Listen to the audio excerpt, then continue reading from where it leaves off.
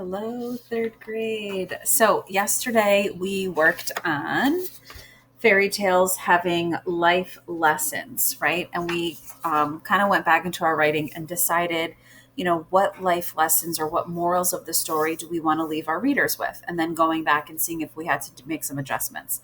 So, I made this suggestion since we're working on Little Red Riding Hood. And the moral of that story originally is not to trust strangers. And I thought, it's kind of like a played out kind of lesson. What are some other bigger lessons? And I gave you the example of anyone can be a hero.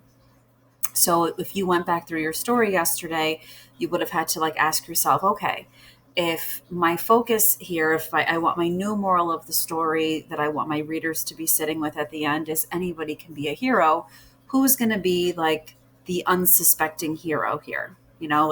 Little Red Riding Hood could be the hero, but that's kind of obvious.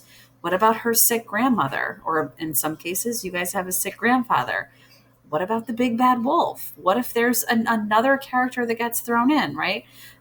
So who is going to be the hero, and what are they going to do that's heroic? So yesterday we thought about what our goal is going to be as far as the life lessons go, and then what changes, little tweaks we need to make to our story to make sure that that goal is coming across to our readers. So it could have been adding a character, changing some actions or words. And today I have mirror, mirror on the wall. Okay. We have a magic mirror for us to kind of take a look at where is the magic in fairy tales? Where does that come from? And there is a magical formula that I'm going to share with you guys, and it's kind of pretty easy. So there is always some element of magic here, something that really locks us in. When you think about all of these fairy tales and Disney movies, and they totally just bring us in, and we're, glued to our screens or glued to our books, getting lost in the magic of the story. They all follow this really simple formula, and I'm going to let you guys in on that secret. So, the formula for magic, step one, is a character that wants something. Okay, that's pretty basic. And at this point, we all have that. If you don't, you have a chance today to fix it. So you have a main character who wants something, and the want is like a deep, deep want. And I'm going to show you where I have this where Mrs. Lutz and I have this in our story as well. Number two is trouble, more trouble, and even more trouble, lots and lots of trouble, right? There's a lot of problems that our characters face, and I'll show you where I have that in our story as well. Number three is, ta-da, the big resolution, right? The magical moment. So after all of this wanting and all of these hardships, all of this trouble, now all of a sudden we have come to a resolution. So that is the big formula, right? Purple plus blue plus red, kind of looks orange here, equals one magical story. So a character that wants something, lots and lots and lots of trouble and problems, and then our big magical resolution. Okay. Sometimes the resolution is expected and wanted, and we're just like, man, if this character can just get what they want, right? And sometimes the resolution is really unexpected. When I think about, I watched Big Hero 6 again today with my boys. So that's the movie that's kind of stuck in my head.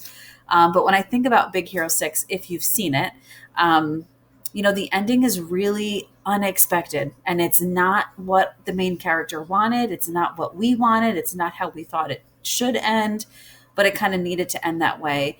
And it did bring magic to the story. It brought some other feelings, but it brought this magical moment, this full circle moment together. So I'm sure you can think of some other stories that the ending, there was a big resolution and it was a little bit of a surprise. And some movies where the resolution was pretty straightforward and we're like, okay, yeah, we get that, right? We kind of expected that to happen. If we think about, let's say Little Red Riding Hood, right? The ending there is pretty straightforward, right? All of a sudden they live happily ever after. After being swallowed up into a wolf's belly, everything turns out okay. So, sometimes our resolutions are expected or unexpected, but those basic things are our formulas, or our formula for success for creating magic in our stories. So I'm going to make myself smaller here. And let's go through. So this is my Mrs. Lutz and I's Cinderella story. And we kind of, we haven't seen this in a while. I haven't shared it with you guys in a while. But Mrs. Lutz and I, we have a lot of scenes. We have 9 scenes. We have some ending choices. Yours might not be this long, and that's okay. So I don't want you to feel intimidated by the length of this story. Some of you are right here and you're on track to have a story that's this length, and that's awesome.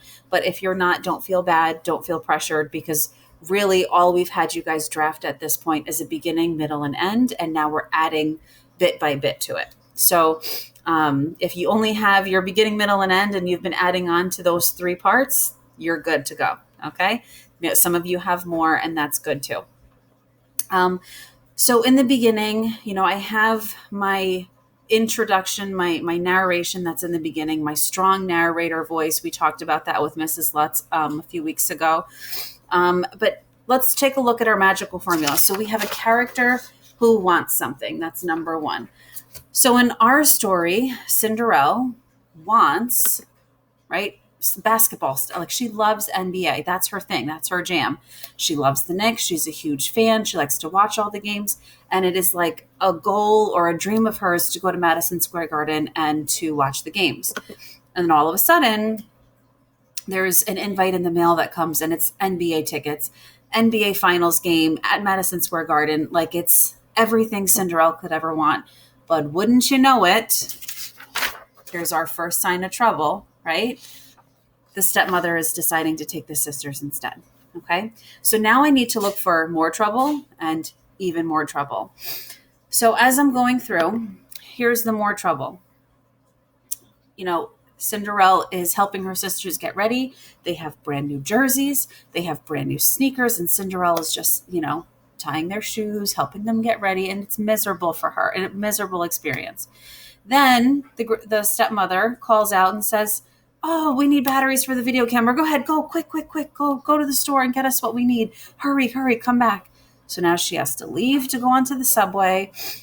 She's on the subway. She's upset. She's crying. Now all of a sudden the subway stops. Even more trouble, right? And she's like, great, there's like subway construction. I'm stuck again. I'm going to be late. All these things are spinning in her mind. But then all of a sudden, the fairy godmother appears. And that's what was stopping the subway, not necessarily, construction.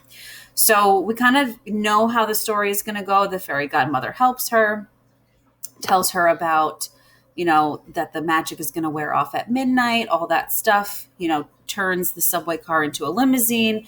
They go to Madison Square Garden. Everything is good. She has brand new jersey, brand new sneakers, like loving life. Everything is happy. But again, we need more trouble. More trouble needs to happen. And then all of a sudden, she's about to win season tickets to the next season of the Knicks. And her buzzer goes off in her phone, and her alarm is going off. The magic is about to wear off. It's almost midnight. So even though she's almost about to win these tickets, she's got to dash out of there. So that's our trouble, even more trouble. Lots of just bad things, unfortunate events, bad luck going on for Cinderella. So far we have our 2 elements, right? A character who wants something, and lots of problems. Then we have, the final resolution moment, the magical moment to bring it all home. So here we have the sneaker fell off as she was leaving. They search all around the city to find, the super fan who left their sneaker behind. The sisters try on the sneaker, doesn't fit. Cinderella tries on the sneaker, it fits. She ends up getting these season tickets. And they're so excited. She's so excited. The stepsisters are shocked, right?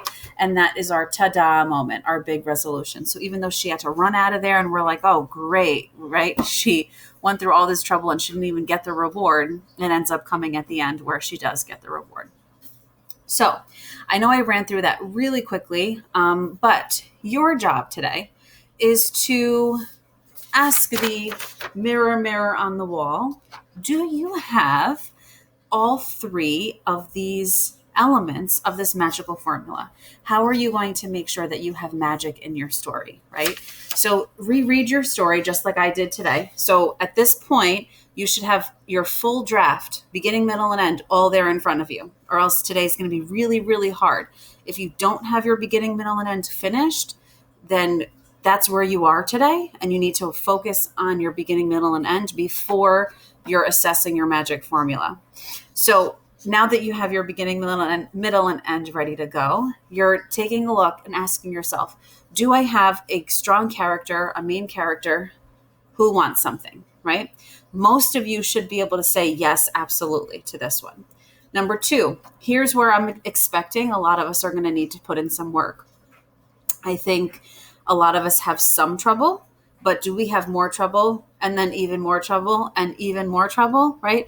You should have a lot of like little problems building and building and building all throughout your middle part of your story. They can start even at the end of your beginning, continue into your middle, maybe to the very beginning of your ending, and then come to your resolution. So the whole middle of the story is just lots of drama, lots of like stuff going on. That's making your readers like, oh my goodness, this is terrible, right? And then check with yourself and say, what's your big ta-da, your resolution? Does your resolution match your life lesson? Is that where your life lesson is coming across? Usually it is, hint, hint. So now is the time to kind of like evaluate your ending choices and say, okay, is this the ending that really fits with my goals? Is this a magical ending? Is this going to close up my magic formula? Is this going to get my life lesson across, my moral of the story? And so if it's not, then start making changes. Excuse me. So again, your job today, check these 3 elements of the magical formula. I suspect a lot of you will be working on number 2 and maybe number 3 a little bit, but I think number 2 is going to need the most work from all of us today. So you're just seeing what you have, seeing what you need, checking in with your magic mirror on the wall. What do I need? Where am I? Where do I need to be? Right? And don't forget, you can always chat with Mrs. Lotz and I. So I know we have our chat that we use on the Chromebook, for Go Guardian. Some of you, you chat on Seesaw, or we chat on Dojo. But you can also chat inside your Google Slides, right where Mrs. Lotz and I are making comments. You guys can comment us back. And if you're having a hard time, we, Mrs. Lutz and I, and Mr. Smith and Miss Miller, we are the mirror on the wall. We are the ones that you can ask, like, hey, what's going on, right? Don't be afraid to ask out for help. Reach out for help. That's why we're here. You guys are doing awesome. I'm super, super proud of you. I know the weather is getting really, really nice. So I hope that you guys are taking advantage and getting outside, drink lots of water, and keep working hard. Okay? Super proud of you guys.